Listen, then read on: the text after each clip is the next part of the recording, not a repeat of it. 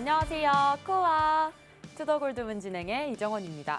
최근 비트코인 장기 보유자 물량이 또 매도 압력 발생 가능성이 제기가 되었습니다. 향후 비트코인의 실적을 기대하는 투자자들이 이더리움과 알트코인 쪽에서 좀 비트코인으로 자금이 몰리고 있다고 밝혔는데요. 또 금리 인상 하루 앞두고 미국채 2년물 금리는 지금 4% 가까이 오르면서 15년 만에 최고치를 기록했습니다. 또 이런 상황에서 우리가 어떤 자세로 투자에 임하면 좋을지 오늘 전문가님들 모시고 얘기 나눠보도록 하겠습니다. 먼저 코인한스 전문가님 모셔볼게요. 안녕하세요. 네, 반갑습니다. 네, 반갑습니다. 코난스 전문가입니다. 일단 앞에서 말씀해 주신 것처럼 지금 시장이 매도 물량이 나온다, 매수 물량이 들어온다, 이런 내용들이 이제 많이들 쏟아져 나오고 있는데 아무래도 내일 있을 이 FOMC에 좀 많은 사람들이 또 주목을 하고 있는 것 같아요. 금리 인상 몇 포인트를 할 건지 지금 사람들도 75bp로 좀 많이 가닥이 잡히고 있는데 사실 그것도 딱 열어봐야 아는 부분이라고 좀 말씀을 드릴 수 있고 그만큼 사람들이 많이 집중이 되다 보니까 그 집중이 되는 만큼 우려와 걱정이 섞였고 혹은 희망이 들어가 있는 시장이라고 볼 수 있을 것 같아요. 그래서 어제, 오늘, 엊그제부터 해서 계속 변동성이 심한 시장을 볼 수 있는데 전에 제가 PPT를 통해서 한번 말씀을 드린 것 같아요. 차라리 그 전날 FOMC 전날 시장이 전체적으로 하락을 한다라면은 그 이후에는 플러스가 되었다라는 걸 제가 2부 강의를 통해서 한번 말씀드린 적이 있을 것 같아요. 그래서 어제, 오늘 이렇게 떨어진다라는 것 자체가 저는 개인적으로 내일은 상승을 하겠구나라는 부분으로 저는 목표를 잡고 가고 있기 때문에 그렇게 생각하시면 여러분들 투자하는 데 도움이 될 것이다 또 말씀을 드리도록 하겠습니다. 네, 저번 강의에서도 말씀하셨듯이 전날까지 마이너스 흐름을 보인다면 그 다음날 FOMC 회의 다음날 좀 플러스로 상승 기운이 보이기 때문에 그 부분 좀 체크하시면서 투자하시면 좋을 것 같습니다. 계속해서 우리 미녀 전문가님, 비트초아님 모셔볼게요. 안녕하세요. 안녕하세요. 안녕하세요. 코인뉴스 읽어주는 비트초아입니다. 자, 우선 오늘에서 내일 넘어가는 새벽 3시에 말씀하신 FOMC 금리 인상이 있습니다. 불과 얼마 전까지만 해도 50bp냐 75bp냐를 두고 이제 이야기를 하고 있었는데 예상치보다 높았던 CPI로 인해서 75bp와 100bp 이렇게 두 가지가 양분하는 그런 시장을 보이고 있죠. 대부분은 이제 75bp 쪽으로 말씀하신 대로 좀 쏠려 있는 상태입니다. 제가 생각보다 조금 높았던 그 CPI 지수를 보자마자 제가 그 시장에 충격을 주기 위해서 100bp 인상에 대한 이야기를 좀 할 것이다라는 이야기를 코코아톡 방을 통해서 말씀을 드렸었습니다. 자, 이런 금리 인상을 앞두고 이제 예측일 뿐이죠. 이런 예측들이 벗어났을 때는 어떻게 해야 되고 만약에 예측대로 됐을 때는 또 어떤 타점에서 또 매수를 해봐야 하는지 그런 것들 굉장히 중요한 시점이라고 생각합니다. 그래서 구체적인 방안들 오늘 방송을 통해서 같이 보시고 투자하셨으면 좋겠습니다. 네, 우리 금리 인상 이후에 또 어떻게 투자하면 좋을지 구체적인 방안 저희 투더골드문과 함께 해주시면 좋을 것 같습니다. 저희는 계속해서 코인 소식 볼 텐데요. 같이 화면 보시겠습니다. 네, 미국 콜로라도주에서 암호화폐 세금 납부가 시작되었습니다. 암호화폐 세금 납부는 페이팔 암호화폐 허브를 통해서 이용할 수 있다고 하는데요. 미국의 다른 주에서도 좀 검토 중이라는 소식입니다. 네, 다음으로 오펙 플러스 8월 산유량 목표의 1일 358만 배럴 미달이 되었다고 합니다. 사상 최대폭을 기록을 했는데요. 글로벌 경기 침체 우려로 석유 가격 지금 끌어내리고 있는데도 원유 공급은 좀 빠듯한 상황인 것 같습니다. 코인한수님 지금 이 상황 어떻게 된 건가요? 원유 공급이야 사실 여러 가지 이슈가 있죠. 러시아 문제도 있고요. 그다음에 나이지리아나 앙골라에서도 전통 이게 집중적인 산유국인데 여기서 만성적인 투자 부족과 관련해서 그래서 원래 뽑아내야 하는 수치만큼 뽑아내지 못하는 내용이 나오고 있어요. 그리고 여기에 더해서 이제 미국이 추가 금리 인상과 경제 성장, 연료 수요가 억제될 가능성 때문에 원유 가격 자체가 지금 조금 계속 내림세로 가고 있는데 사실 원래대로라면은 그냥 원래 뽑아내는 것보다 덜 뽑아냈기 때문에 가격이 올라가야 되는 부분인데 그거 반대로 사람들이 뽑아낸다고 해서 이게 가격이 무조건 상승하는 하락하는 게 아니고 뭐 덜 뽑아낸다 해서 상승하는 거 아닌 것처럼 말 그대로 수요 측면에서 얼마나 이걸 원하느냐에 따라서 다른 건데 지금 아무래도 수요가 많이 낮아졌기 때문에 가격도 떨어지고 있고 그리고 뭐 이런 공급망 문제가 생기더라도 사람들이 원하지 않으니까 가격 자체가 반영이 되지 않는 모습이라고 보시면 될 것 같아요. 네, 다음 소식 같이 보겠습니다. 네, 마이크로 스트래티지 비트코인이 600만 달러 신규 매입이 가능하다고 합니다. 또 주식 발행을 통해서 추가 매입 가능성이 좀 제기가 되고 있는데 지금 평균 매입 단가 3만 600달러 정도라고 합니다. 마이크로 스트래티지 지금 많이 적자를 보고 있는데 다시금 매입하는 모습입니다. 지금 장기적으로 좀 투자를 계속 하려고 하는 모습인데 뭐 좋은 모습인 것 같습니다. 한수님. 좋은 모습. 이겠죠. 사실 뭐 마이크로 스트래티지 같은 경우는 꾸준히 계속 모으고 있는데 뭐 추종하는 만큼 계속 모아야 되는데 사실 이게 조금 좀 걱정인 부분도 있어요. 뭐 저가 매수의 기회다라고 하는데 지금 암호화폐가 어떻게 보면 이 마이크로 스트래티지에게 또 휘둘릴 수 있는 또 그런 뭐 권력을 제공하는 것이 아닌가라고 말씀을 드릴 수 있는데 그 이유가 무엇이냐면 일단 사람들이 뭐 마이크 스테이지가 이걸 판다 이런 것만으로도 또 이런 비트코인의 암호화폐의 가격 자체가 휘청거릴 수 있거든요. 그만큼 이 주도권을 가져가는 모습이다라고 좀 생각을 하고 있고 지금 이제 스트래티지가 가지고 있는 비트코인은 약 13만 개 정도 된다라고 해요. 평단가는 한 3만 700달러인데 꾸준히 마이크 스트래티지는 조금 매집할 것처럼 보이고 있습니다. 이달 초에 SEC와의 최대 5억 달러 주식을 매각할 것이다라는 수익금을 매각할 것이고 그 수익금을 비트코인 매집하는데 잠재적으로 사용할 계획을 좀 보고하기도 했습니다. 그래서 마이크 스트래티지가 뭐 배신하지 않는다라면 비트코인에 매집되는 양은 계속 추가가 될 것이고 그리고 좀 믿고 든든하게 갈 수 있는 부분이다라고 생각을 하는데 반대로 우리가 배신을 한다라면 충분히 악재로도 작용할 수 있는 그런 힘을 가지고 있다라는 걸 말씀을 드리고 싶네요. 네, 마지막 소식 같이 보겠습니다. 네, 미국 국채 수익률 상승세가 지속되고 있습니다. 2년물 4% 돌파를 목전에 두고 있습니다. 항상 시장에 어떤 이슈와 또 호재들이 있는지 저희 투더골드문과 함께 해주시면 좋을 것 같습니다. 저희는 썰전 코너로 이어갈 텐데요. 오늘 주제 바로 알아두면 좋은 시장의 이슈들에 대해서 얘기 나눠보도록 하겠습니다. 지금 이더리움 채굴자들의 소식이 좀 들려오고 있는데 한수님 이 부분 설명해 주시죠. 네, 일단은 뭐 이더리움 채굴자 소식이죠. 뭐 어떻게 보면은 채굴자들이 이제 POW에서 POS로 바뀐 다음부터 좀 매도세 매물이 좀 압박이 심해졌다라는 내용인데 자, 이더리움 채굴자들이 머지 후에 매도량이 약 3만 개 정도 달하는 걸로 알려졌습니다. 이더리움은 15일 날 이더리움 머지 업데이트를 했는데 그 이후에 가격적으로 봤을 땐 18.2% 정도가 더 떨어졌다라고 해요. 그래서 같은 기간 암호화폐 전체적인 시장 자체는 6.2% 하락을 했는데 그에 비해 한 3배 정도 더 많이 떨어지는 모습을 보여줬죠. 그 이유는 이제 이더리움의 지분 증명 방식이죠. 이거 POS 전환이 채굴자들의 매도 압력을 좀 이렇게 압박하는 내용이었다. 그래서 상승 모멘텀이 있었는데 그 모멘텀이 이어지지 않고 하락하는 모습이다라고 생각을 할 수 있을 것 같아요. 그래서 채굴자들이 이더리움 생태계에서 벗어나가지고 이제는 다른 곳으로 좀 넘어가고 있는 모습을 확인할 수 있는데 그 내용을 제가 사진을 통해서 한번 말씀을 드리도록 하겠습니다. 자, 제가 마우스 커서를 좀 집중을 해주시면 될 것 같아요. 자, 이 전까지는 요게 이제 채굴자들이 가지고 있는 내용들이었는데 2020년 들어서부터는 채굴자들이 이제 머지 업데이트를 조금 실현하기 위해서 왜냐 자기 밥그릇이 줄어드니까 그 전까지는 어느 정도 그래 이더리움 가격을 좀 올려주고 채굴자들은 계속 보유를 하면서 이더리움 가격 상승에 대해 좀 기대를 해보자라고 했는데 22년 들어서부터는 머지 업데이트 이후부터는 급격하게 채굴자들이 가지고 있던 것을 또 이제 시장에 뱉어내고 있고 그에 반해 이제 또 이렇게 차트가 바뀌었죠.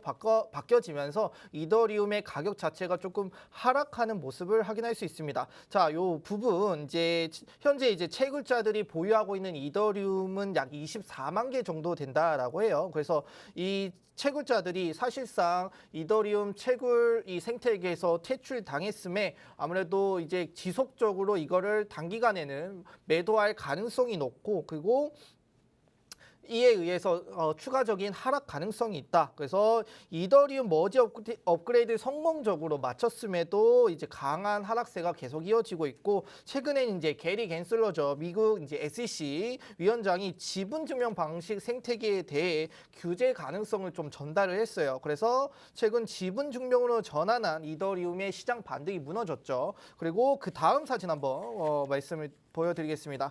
자, 이거는 이제 머지 업데이트 이후에 어떻게 보면 이제 인플레이션율을 나타내는 건데요. 자, 처음에 여기 보시면 POW 체제일 때 이더리움의 인플레이션 포인트가 한 3.8 정도가 되었고요. 비트코인은 1.7, 그 다음에 이더리움 지금 이제 POS로 전환한 이더리움은 0.21까지 보여주면서 이더리움을 이제 머지 업데이트를 통해서 가격 상승을 이끌자라고 하는 사람들의 대다수가 강력하게 지지하는 부분이 아무래도 이더리움의 디플레이션인 것 같아요.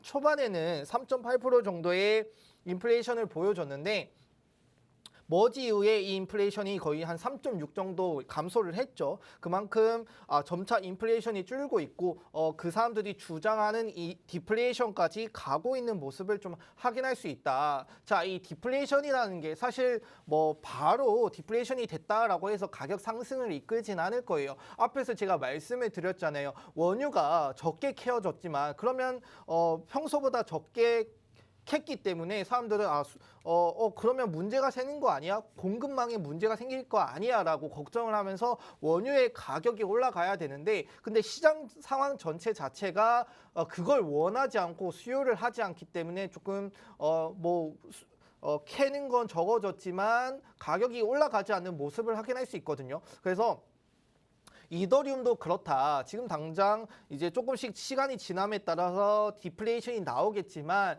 시장이 받쳐주지 않으면 그 가격 자체가 빛을 발할 수가 없다. 그래서 나중에 조금 시간이 지나서 이 디플레이션이 진행이 되고 사람들이 어느 정도 이 이더리움을 원할 때 그때 가격이 천정부치도 어마어마한 상승을 보여줄 것이다 라고 좀 말씀을 드리고 싶습니다. 네, 이더리움 머지 업데이트 이후에 좀 매물 압박 때문에 하락하는 모습 보여지고 있습니다. 채굴자들이 가지고 있는 것을 지금 시장에 좀 매도하는 쪽으로 포지션을 바꾼 것 같은데요. 지금 단기간에는 매도할 가능성이 있고 또 추가 하락의 가능성이 보입니다. 또 게리 겐슬러가 POS 방식에 좀 제재를 가하려는 모습도 보이고 있으니까요. 이 부분 좀 체크해 보시면 좋을 것 같은데요. 계속해서 우리 FOMC 회의 내일 금리 인상 결과 나올 건데요. 비트코인 차트 좀 봐주시죠, 초아님. 네, 우선 내일 새벽 3시죠. 오늘에서 내일 넘어가는 새벽 3시인데 그래서 차트랑 같이 이제 거시적인 경제를 같이 보셔야 할 것 같아요. 그래서 같이 좀 확인을 해보겠습니다. 우선은 지금 저희 코코아톡방에 계신 분들이 제가 주말에 잠시 오를 거라는 이야기를 했었어요. 그렇죠? 그래서 여기에 이렇게 초록불이 들어왔는데 왜 매수를 안 하나요? 이런 질문을 많이 하셨습니다. 그래서 차트적으로 같이 좀 풀어가 보실 건데요.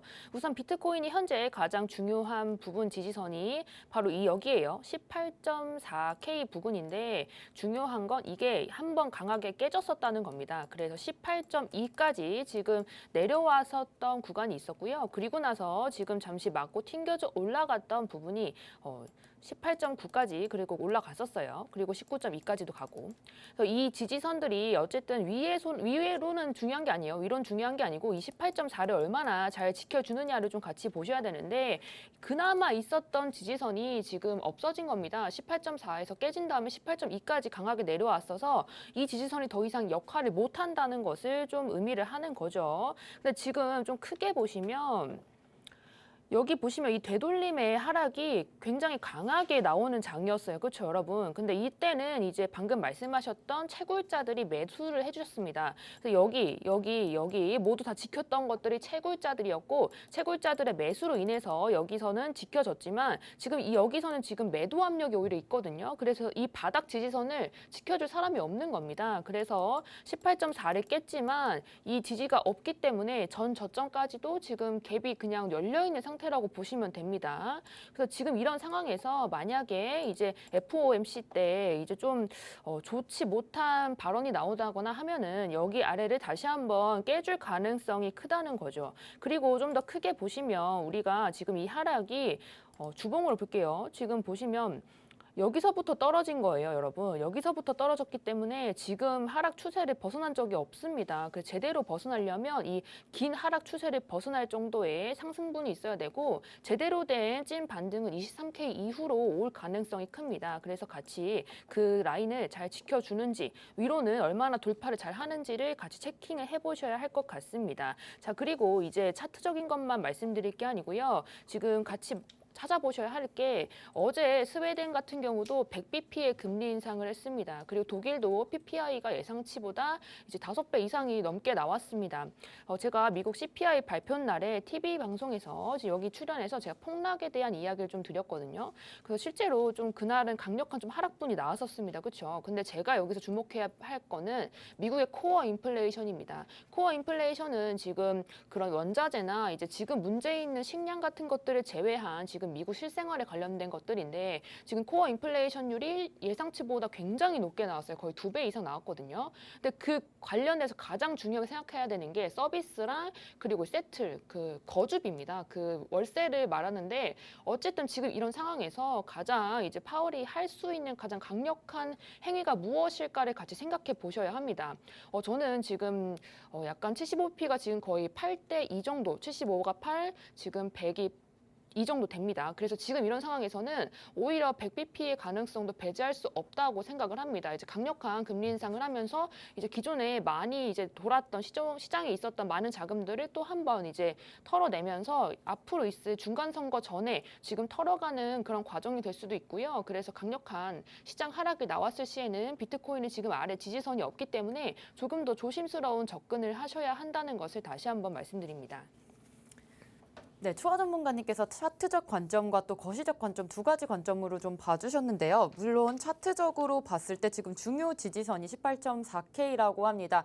그 구간 잘 지켜지는지 봐야 할 것 같은데 지금 사실상 18.2K까지 좀 터치를 하면서 지지선 역할을 못하고 있는 것으로 보여집니다. 지금 바닥 지지선들은 보통은 채굴자들이 많이 지켜줬었는데 지금은 그 부분을 지켜줄 어떠한 매수 물량이 좀 없는 것 같고요. 따라서 전저점까지 좀 갭이 열려 있다고 보여집니다.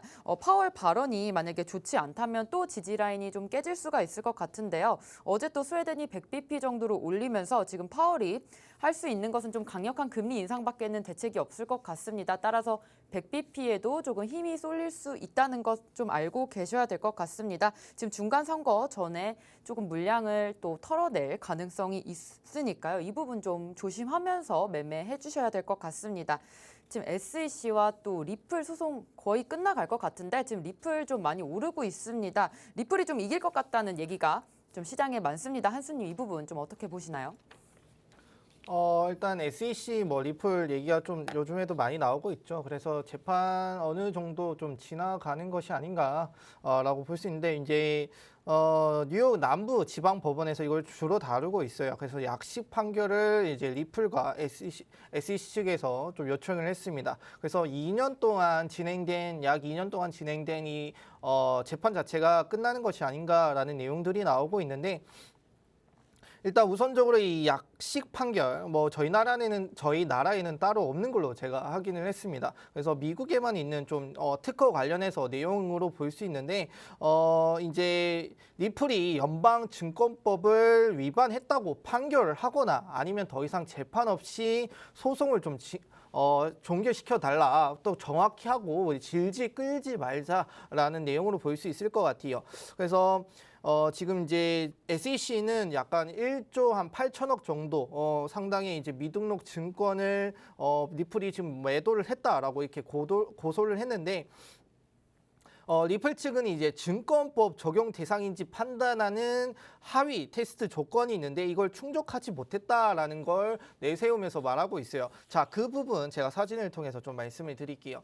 자, 이 부분입니다. 자, 대법원 판례인의 여러 가지 이제 아래 4가지 조건을 모두 만족하면 투자 계약이 되어 증권법 규제 대상이 된다라고 이렇게 나와 있습니다. 그래서 뭐 돈의 투자, 그다음에 공동의 사업의 투자 이익의 기대, 타인의 노력에 인한 이익이라고 볼 수 있는데 뭐 전형적으로 많은 사람들이 그럴 것 같아요. 저희가 돈을 투자를 해가지고 토큰 프로젝트에 또 투자를 하고 그리고 토큰 가격 상승을 또 기대를 하죠. 그리고 가격 상승은 ICO 팀의 노력의 상당 부분 의지하게 된다라는 뜻인데 언뜻 보면 사실 좀 많은 분들이 모든 코인이 그러면 해당되는 것이 아닌가라고 생각을 할 수 있어요. 근데 리플 측이 주장하는 거는 아무래도 3번인 것 같습니다. 투자 이익의 기대다. 자, 이 투자 이익의 기대라고 하는 거는 모든 투자를 하는 사람들이 개인적인 투자를 하는 사람들이 저 가격이 좋고 저 코인이 좋기 때문에 이 가격이 상승할 것이다 라고 기대를 하는 건 맞습니다. 근데 여기서 말하는 건 뭐냐면은 리플 자체적으로 너희들이 홍보를 통해서 혹은 뭐 어떤 판매를 통해서 사람들한테 이 리플을 사면 가격이 올라갈 것이다. 아니면 뭐 추후에 어느 정도 가격이 갈 것이기 때문에 너희들 뭐 이걸 매수하라. 이런 내용들이 있었냐 없었냐를 판단을 해야 되는데 리플 측 자체는 이런 내용들이 없다. 우리는 사람들이 내가 업비트에 여러분들 업비트에 들어와 있는 리플들이 대다수가 리플이 가지고 있는지 아니면 개인이 가지고 있는지 혹은 누군가 가지고 있는지 정확하게 알 수가 없거든요. 근데 여기서 따지려면은 그 업비트에 들어와 있는 바이낸스에 들어와 있는 리플들이 모두 웬만한 것들이 다 리플이 가지고 있어야 되고 리플이 홍보를 통해서 사람들이 거래소를 통해서 샀다라는 걸 증명을 해야 되는데 그걸 증명할 수 있는 부분이 좀 미약하다라고 좀 말씀을 드릴 수 있을 것 같아요. 그래서 이 약식 판결은 뭐 SEC나 리플 중 한쪽의 법률 위반 뭐 여부를 충분히 입증을 했는지 아니면 판사에게 판결을 요청하는 것인데 뭐 여러 가지 내용들이 있는데 일단은 쉽게 얘기를 하면 이 약식 판결이라고 하는 거는 그런 것 같아요. 우리가 계속 이제 소송을 하다 보면은 큰 줏대가 있을 거고 그 줏대에 뭐 살을 붙이고 살을 빼고 뭐 너를 피를 깎던 내 피를 깎던 살을 깎던 이런 식으로 진행이 되면서 좀 질질질 끌어갈 수 있는데 그러지 말고 우리 정확히 너희들이 주장하는 패, 내가 주장하는 패 이것만 가지고 우리 딱 따져보자. 그걸 따져봤을 때 정확한 측, 유리한 축을 구별을 해서 질질 끌지 말고 빨리 끝내보자라는 내용을 볼 수 있을 것 같아요. 그래서 SEC는 리플 경영진이 다양한 조처를 통해서 리플을 팔았다. 리플 투자자들이 시간이 지날수록 리플의 코인 가치가 상승할 것이라는 믿음으로 샀다라고 볼 수 있는데 리플은 회사와 리플 투자자들 사이에 투자 계약이 존재하지 않는다. 하위 테스트 조건 규정하는 이것도 통과되지 않았고 리플은 투자자들이 거래소에서 리플을 매입하면서 판매자가 누구인지 몰랐을 것이다 라는 주장을 통해서 나오고 있습니다. 그래서 그 다음 이미지를 한번 보시면은 움직이지가 않네요. 잠시만요. 네. 이 부분 제가 4번 좀 말씀을 드리고 싶은데 이 부분이 뭐냐면은 현재 이제 9월 19일까지 어느 정도 리플과 SEC 어떤 패를 가지고 있는지 공개가 되었죠. 방금 제가 전에 말씀드린 들이 그런 패이고요. 그다음에 10월 18일부터 또 12월 20일까지 여러 가지 서로 왔다 갔다 이의 신청이나 건의 사항 그다음 답변서 제출 등등 이런 부분들이 아직 남아 있습니다. 그래서 뭐 당장 리플 자체가 이런 재판 자체가 끝날 것이라고 보기에는 조금 힘들고 아무래도 뭐 넉넉 잡아 뭐 내년 초까지는 들어가야 이거에 대한 내용들이 어느 정도 정확히 나올 것이다 좀 말씀을 드릴 수 있을 것 같아요. 그래서 뭐 지금 당장 뭐 리플을 매집하기보다는 천천히 저희가 항상 리플을 다른 코인들을 투자할 때 이런 말씀을 드려요. 뭐 달리는 거 타지 마라라고 말씀을 드릴 수 있는데 만약에 이 재판 종결이 된다라면 달릴 때 타셔도 저는 충분히 늦지 않다라고 말씀을 드릴 수 있을 것 같아요. 뭐 달릴 때 뭐 100%, 200% 상승하지 않는다라면 웬만한 코인들이 꾸준히 상승하는 모습을 확인할 수 있죠. 그래서 그 꾸준히 뭐 초입에 들어가면 제일 좋으시겠지만 그때 이 재판 결과를 보시고 투자하셔도 늦지 않다라고 말씀을 드리고 마무리하겠습니다. 네, 리플이 지금 증권법을 위반했는지 안 했는지가 가장 중요한 요점일 것 같은데 이 부분 SEC 측에서 좀 많이 증명이 안 되고 있습니다. 따라서 리플 쪽에 조금 더 승소할 수 있다는 가능성이 좀 보이고 있는데요. 따라서 또 시장에서는 리플의 가치가 나중에는 오를 것이다라는 흐름으로 좀 상승을 했던 것 같습니다. 아직 좀 절차가 많이 남아있기 때문에 재판은 좀 지켜보시고 투자하시는 것을 권유드리겠습니다. 계속해서 우리 내일 또 금리 인상 발표가 날 겁니다. 정말 최소한으로 0.75%포인트가 당연히 인상이 될 것인데 따라서 한미 금리 역전차도 좀 크게 벌어질 것인데 이것 때문에 우리가 힘드신 분들은 아무래도 좀 영끌족이라고 할 수 있는 우리 2030 세대인 것 같습니다. 금리 역전 현상이 계속 벌어진다면 우리나라 측에서도 금리를 좀 크게 올릴 수가 있을 것 같은데 이 부분 초아님 좀 어떻게 보시나요? 네, 맞습니다. 사실 지금 미국이 강력한 금리 인상이 예정이 되어 있는데 그러면 이제 강달러의 지금 모습을 지속적으로 좀 이어갈 가능성이 큽니다. 제가 그때 이제 달러가 1,600원까지도 갈 수 있다라는 이야기를 드렸던 걸로 기억하는데 지금 위치가 사실 1,400원을 원달러 환율이 1,400원을 찍고 1,380원대를 지금 유지를 하고 있는 것으로 알고 있는데 지금 이런 상황에서 이제 우리가 지켜봐야 할 것은 그 격차로 인해서 또다시 이제 많이 차이가 날 것을 우리가 좀 알아야 합니다. 자, 어쨌든 지금 이번 회의를 통해서 이제 금리 인상을 통해서 이제 좀 더 강달러 이게 그 원화와 이 달러의 차이가 조금 있을 수 있다라는 것을 좀 아시면 좋을 것 같아요. 근데 이런 상황에서도 왜 한국은 왜 금리 인상을 이렇게 조금 했을까라는 질문 많이 하셨을 건데 이창용 한국은행 총재가 이제 좀 어쩔 수 없었던 것으로 보여집니다. 어쨌든 가계부채가 굉장히 많은 상황인데 그 중에서도 2030 세대의 가계부채가 뚜렷하게 좀 증가를 하고 있습니다. 지금 이제 보시면 27.5% 30대 이하의 이제 가계부채 비율이 전체 비중의 27.5% 라고 합니다. 그래서 그 이유가 뭐냐 하면 지금 우리가 지금 금리가 오르기 때문에 보유하고 있던 자산의 가치가 하락을 하고 불안한 나머지 지금 빚을 내서 오히려 투자를 하는 그런 모습을 좀 보이는 것으로 보여요. 거기에 플러스로 해서 영끌족이라고 하는데요. 이제 영혼까지 끌어모아서 투자를 한다 이런 이야기가 있어요. 그렇죠? 그런 모습을 보이는 이유는 이제 아무래도 주택의 가격이 지금 역전세라고 하죠. 전세보다 이제 주택 가격이 떨어지면서 지금 너무 불안한 마음에 오히려 그 주택을 매입을 해버리는 이런 모습도 보여진다고 합니다. 어쨌든 전세자금 대출에 이제 금리도 올라갔고 가지고 있는 보유한 자산의 가치는 떨어졌기 때문에 어쩔 수 없는 현상이라고 보여져요. 근데 여기서 안 좋은 거는 청년층의 주거 문제 좀 해결하려고 정부에서 여러 가지 지원 프로그램을 했었습니다. 근데 오히려 이런 것이 더 투자를 야기했다는 생각을 좀 해요. 그래서 그 돈으로 인해서 이제 정말 힘든 것을 메꾸는 것이 아니라 오히려 지금 힘든 상황을 이제 코인이나 이제 주식 같은 걸로 좀 메꿔봐야겠다는 생각을 해서 오히려 그 악의 고리를 좀 끊지 못하는 모습을 좀 보였던 것 같습니다. 근데 제 생각에는 지금 비트코인이 한파 더 하락할 수 있다는 것에 조금 더 좀 퍼센테이지가 높다고 생각을 하거든요. 근데 지금 이런 상황에서 이제 총알이 없으면 총을 못 쏜다는 생각을 해요. 그래서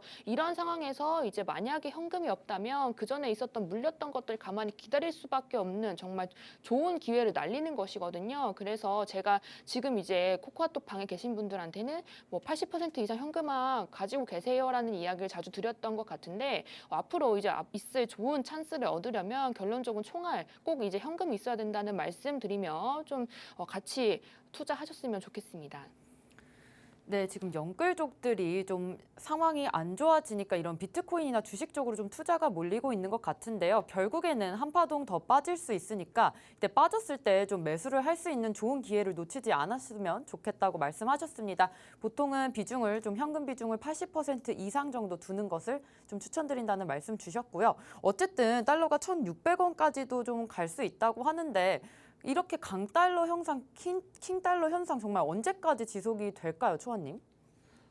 네, 사실 많은 투자자분들께서 지금 굉장히 달러가 강세이긴 하지만 이제 달러의 그런 고리를 끊을 때가 됐다는 이야기를 많이 했습니다. 특히나 우리 짐 로저스죠. 이제 되게 굉장히 유명한 이제 투자자분께서도 인터뷰를 통해서 달러의 강세는 사실이지만 이제 안전자산으로서 그런 모습을 보이지만 어쨌든 끝나가고 있다라는 이야기를 했고 유명 저자이신 분들도 다 비슷한 이야기를 하며 이제 대체제를 좀 보고 있다는 이야기를 했습니다. 저는 이 대체제가 이제 코인이 될 수 있다는 생각을 지속적으로 가지고 있고 또 많이 말씀을 드렸습니다. 자, 그렇게 좀 생각되는 이유는 어쨌든 이런 상황에서는 달러가 울며 겨자 먹기로 가지고 있는 거예요. 이런 힘든 상황에서는 다른 것들에 비해서 어쩔 수 없이 안전자산으로 포함이 되는 달러를 산 건데 이 달러라는 것은 화폐의 정말 안 좋은 모습인데 어쩔 수 없는 인플레이션이 수반될 수밖에 없습니다. 많이 찍어낼수록 시장에 풀려있는 물건들이 늘어나기 때문에 어쩔 수 없이 인플레이션이 이렇게 동반이 됩니다. 자, 이런 상황에서 어쨌든 달러에 좀 불만을 많이 가진 세력들이 있을 것이고 그게 바로 브릭스죠. 특히나 중국이랑 러시아를 필두로 해서 이제 화상회의를 했는데 기존의 5개국이 아니라 13개 국가가 참석을 했고 거기에다가 이란과 아르헨티나가 이번에 좀 추가적으로 브릭스에 가입을 하고자 해서 이제 가입을 했다고 합니다. 가입 신청을 냈다고 해요. 자, 그럼 우리가 주목해야 될 게 지금의 이제 이런 에너지나 자원을 필두로 해서 이제 그들의 체인, 새로운 뭔가를 내서 그것으로 인해 좀 수급이 돌고 그것으로 인해 좀 결제가 될 수 있다는 것을 조금 생각하셨으면 좋겠습니다. 자, 어쨌든 이제 미국과 브릭스의 이런 모습들을 좀 잘 관찰을 하시면 어디 쪽에 돈이 몰리고 지금 어떤 코인에 조금 돈이 더 도는지 이런 것들을 좀 보실 수 있을 것 같아요. 그래서 앞으로 어쨌든 코인 투자를 하신다는 건 지금 앞에 있는 9월 달에 단기간적으로 보면은 어쩔 수 없는 이런 악재들이 있지만 어쨌든 장기적으로 보면 지금의 문제를 해결할 수 있는 방법은 오히려 탈중앙화가 될 수 있는 이제 그런 세력들에 의해서 조금 상승이 올 수 있다라는 것들을 좀 가지시면서 장기적으로는 희망을 가지셨으면 좋겠습니다. 네, 오늘 이렇게 알아두면 좋을 시장의 이슈들에 대해서 얘기 나눠봤습니다. 저희는 잠시 후에 코인스쿨로 돌아오겠습니다.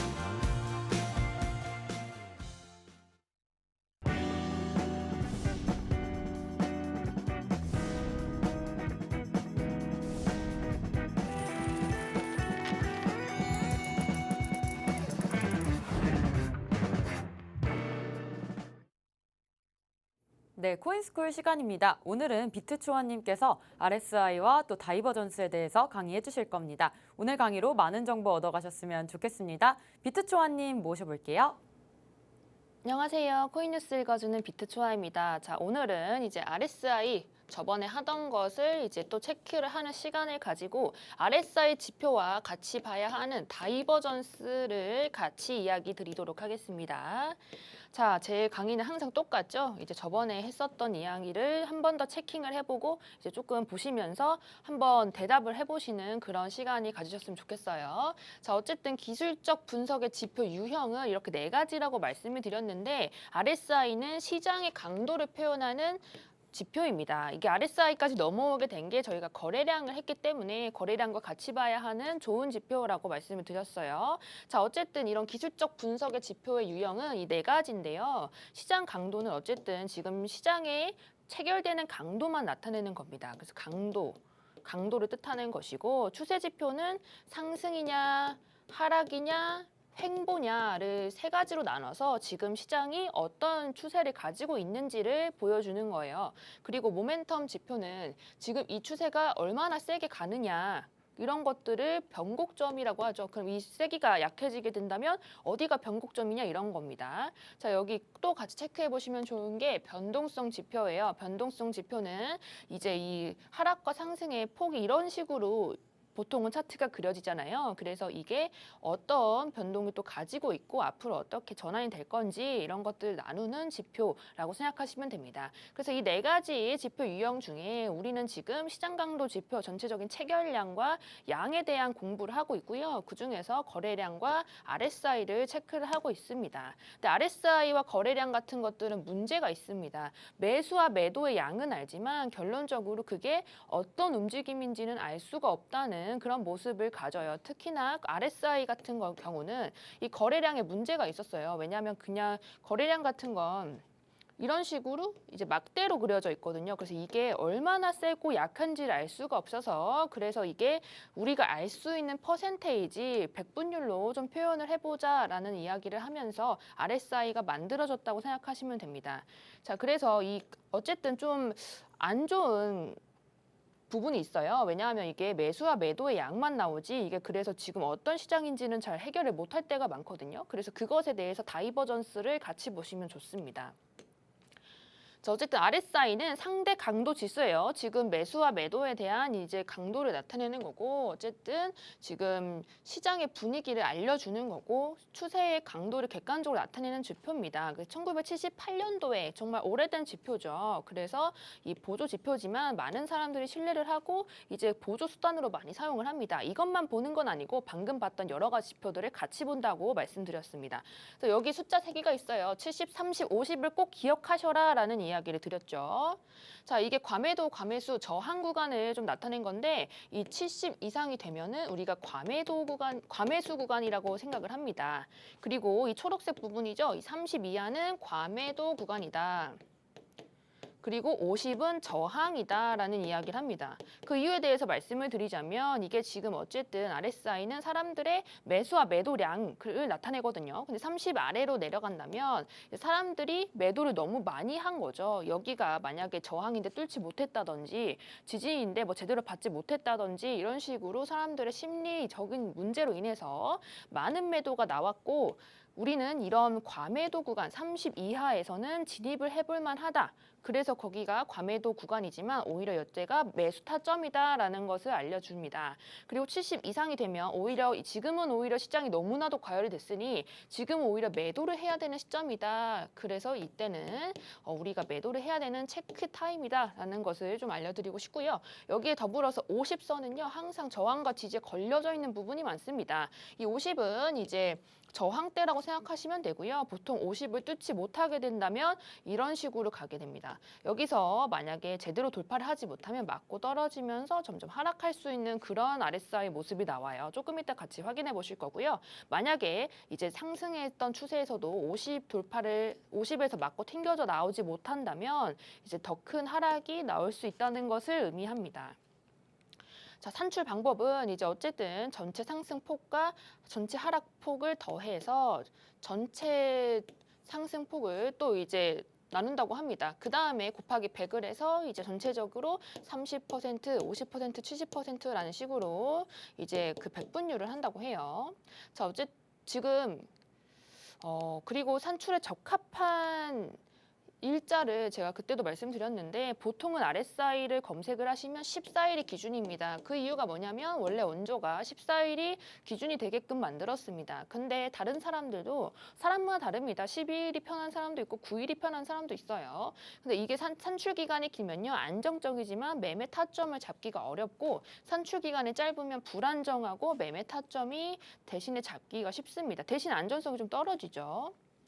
자, 그래서 RSI를 지금 한번 체크를 해볼 건데요. 지금 시장에선 사실 이제 70 부분이나 30 부분까지 내려가는 시장이 아닙니다. 왜냐하면 지금 이제 박스권으로만 움직이고 있는 시장이라서 지금 보시면 이 50의 저항대만 중요하다고 생각하시면 돼요. 그래서 이제 RSI만 보신다면 여기서 매수를 했겠죠. 왜냐하면 여기가 과매도 구간이니까 여기로 보시면 실질적으로는 이 구간이라고 생각하시면 되죠. 그래서 여기서 만약 매수를 하셨다면 매도는 어디서 해야 될까요? 이 50 구간에서 잘 뚫었는지를 보고 아 여기서 뚫어줬네 이런 생각을 하시고 여기서 털어낼 수 있겠죠. 잘 못 뚫어줄 수 있으니까 한번 1차로 털고 나서 이 50 구간에서 또 이제 보시면은 이때부터 조금 또 하락하고 이런 움직임이 있는데 이 50을 또 뚫고 가주지 못할 때를 찾아서 아 여기 너무 이제 하락하겠네라는 생각을 들고 이제 이때 보시면 큰 하락이 나왔죠. 이 하락을 피할 수가 있는 거죠. 왜냐하면 이 강력한 하락분이 이제 50 구간을 저항을 제대로 맞고 튕겨져 올라가지 못할 것이라는 걸 알게 됩니다. 그래서 그때 매도를 하시게 될 수 있는 거죠. 그래서 보통은 이제 50의 저항선을 그어 보시면 이 아이가 여기서 맞고 다시 이렇게 올라가는 모습을 많이 보실 수 있습니다. 조금 지워 볼게요. 지워 보시면 여기 보시면 그렇게 되죠. 여기가 50선인데 이 50만 바꾸면 다시 올라가는 그런 저항대 역할을 좀 하고 있다라는 생각을 같이 하시면 될 것 같습니다. 자, 이거는 그래서 지금 후의 모습인데요. 여기 보시면 이 아이가 그 다음의 모습이 어떻게 될 건지를 같이 맞춰보는 거예요. 지금 보시면 떨어지고 있어요. 그렇죠? 떨어지고 있는데 이 떨어지는 모습을 같이 체크를 해보시면 이 RSI가 지금 50 부분이에요. 50 부분을 제대로 이제 튕겨주지 못하고 더 떨어질 거다, 흘러갈 거다를 보실 수 있죠. 실제로 그렇게 됐는지 보시면 이때 부분이었어요. 그렇죠? 더 흘렀다는 것을 볼 수 있습니다. 그래서 중요한 이제 우리의 지표가 된다라는 생각을 하시면 될 것 같아요. 근데 RSI의 치명적인 약점이 결국에는 이게 매수와 매도의 양만 알 수 있는 거죠. 그래서 세기만 알 수 있는 거고 이제 좀 전체적인 이제 코인 장에 대한 심리나 이런 것들이 좀 부족할 수가 있습니다. 그래서 같이 봐야 하는 게 다이버전스예요. 다이버전스는 뭐냐면 코인 가격은 상승을 하는데 이제 신고가를 갱신했다고 해요. 전고를 넘었는데 RSI는 전고점을 갱신하지 못하는 상황이에요. 근데 여러분 이거 방금 전에 제가 말씀드렸죠. RSI는 사람들이 매수랑 매도한 것들을 나타내는데 코인의 가격은 올랐지만 사람들은 실질적으로 매도를 하고 있다면 실질적인 지금의 가격이 너무나도 올랐다는 것을 뜻해요. 그렇죠? 그래서 지금의 이런 상황은 오히려 지금 코인의 가격이 너무 비싸니까 다음에 매도가 많이 나오겠다는 것으로 판단이 됩니다. 사람의 심리가 들어가 있는 거죠. 그래서 고점과 저점을 판단하기에 굉장히 도움이 되는 편입니다. 자, 그래서 정리를 해봤습니다. 하락 다이버전스랑 상승 다이버전스로 정리를 해봤고 하락 다이버전스는 보시면 이제 코인의 가격이 연결을 하면 고점이 점점 이렇게 올라갑니다. 대신에 RSI는 이 코인과 가격과 다르게 떨어지는 것을 볼 수 있어요. 상승 다이버전스는 M자 모형이에요. M자 모형인데 얘가 이렇게 점점 코인의 가격은 저점의 가격은 올라가지만 RSI의 저점은 어떻게 됩니까, 여러분? 죄송해요. 잘못 말했네요. 이제 코인의 가격의 저점은 이제 떨어지지만 RSI는 그 반대로 상승을 하면서 이제 상승할 수 있다는 것을 의미합니다. 자, 그래서 지금 정리를 좀 해봤는데 지금 보시면 이런 식으로 사용한다는 것을 제가 가지고 왔어요. 지금 비트코인의 가격인데 지금 코인의 고점은 계속 상승을 하지만 여기 보시면 RSI 상의 고점은 계속 떨어지고 있는 모습을 보여요. 그렇죠? 그래서 우리는 이것을 보고 사람들은 지금 가격이 점점 올라가긴 하지만 전체적으로는 지금 폭락이 올 수 있다라는 것을 의미합니다. 그래서 우리가 지금 이때 매도를 할 수 있는 거죠. 전고를 뚫어줬을 때 이제는 매도가 나오겠구나라는 생각을 하고 여기에서 큰 폭락을 피할 수 있는 겁니다. 총정리를 해보자면 결국에는 70 이상은 과매수 구간이고 30에는 과매도 구간이다. 그리고 RSI가 50이 될 때는 이제 추세 전환의 분기점이기 때문에 이때는 저항으로 작용을 한다. 그 전에 있었던 추세가 지속적으로 가져갈지 아니면 그것을 강하게 뚫고 그 반대 추세가 진행이 될지 이런 것들이 나오는 것이다라고 말씀드리고요. 그리고 RSI와 코인의 가격이 다를 때는 이때 우리는 다이버전스라고 부릅니다. 그래서 그것을 비교를 해서 이게 상승을 할지 하락을 할지 이제 우리가 저점과 고점 판단하기에 좋다라는 이야기를 드렸고요. 그리고 한 가지 더 말씀드리려면 이제 페일러 스윙이라는 게 있어요. 지금 같이 보실 건데 이제 어떻게 매수 매도를 그래서 더 이용을 해야 될까요? 라고 물어보신다면 지금 전고점 부분에 지금 뚫지 못했어요. 지금 코인의 가격이 뚫지 못했는데 지금 70을 또 중요한 이 70 부분을 뚫지 못했다면 여기서 매도를 해야 된다. 이런 거고요. 두 번째는 바텀 페일러 스윙인데 얘가 지금 보시면 저점이 계속 그대로예요. 여기 저점이 더 이상 뚫어지지도 않았어요. 그렇죠? 근데 이 30을 넘었습니다. 30을 넘었다면 이제 또 매수 신호로 파악을 하면서 아, 여기서 매수를 하면 되겠다라고 생각하시면 될 것 같아요. 그래서 총정리를 좀 해왔는데 제가 좀 어디서 팔고 어디서 샀는지를 좀 말씀드릴게요. 어디서 팔고 어디서 사야 되는지를 매수 매도 타점을 좀 말씀드리겠습니다. 자, 지금 보시면 여기가 과매도 구간이에요. 그러니까 과매수죠.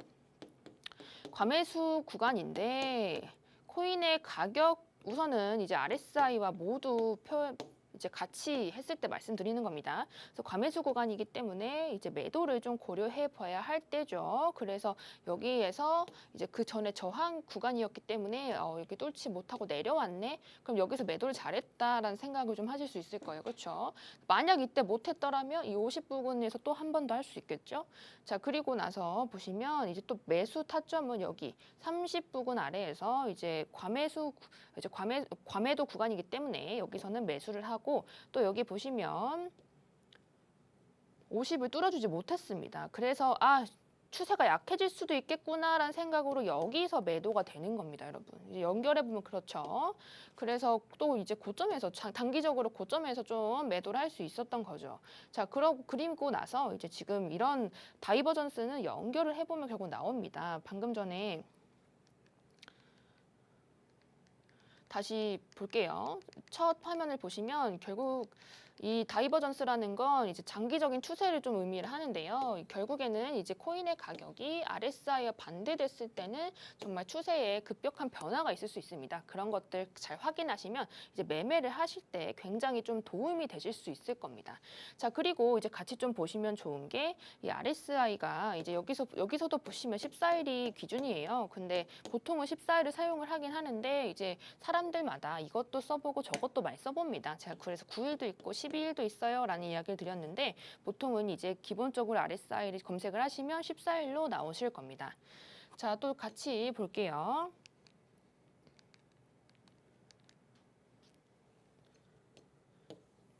고점과 저점을 어쨌든 판단을 할 수 있는 중요한 추세를 좀 알 수 있는 그런 지표들인데 이게 사실 혼자 하면 좀 어려워요. 그렇죠, 여러분? 그래서 제가 이것에 대해서 조금 더 자세히 오늘 오후 1시 30분에 제가 이 토대로 해서 이제 어떨 때 매수랑 매도를 좀 하는지도 같이 잡아드릴 겁니다. 들어오셔서 같이 보시면 좋을 것 같습니다.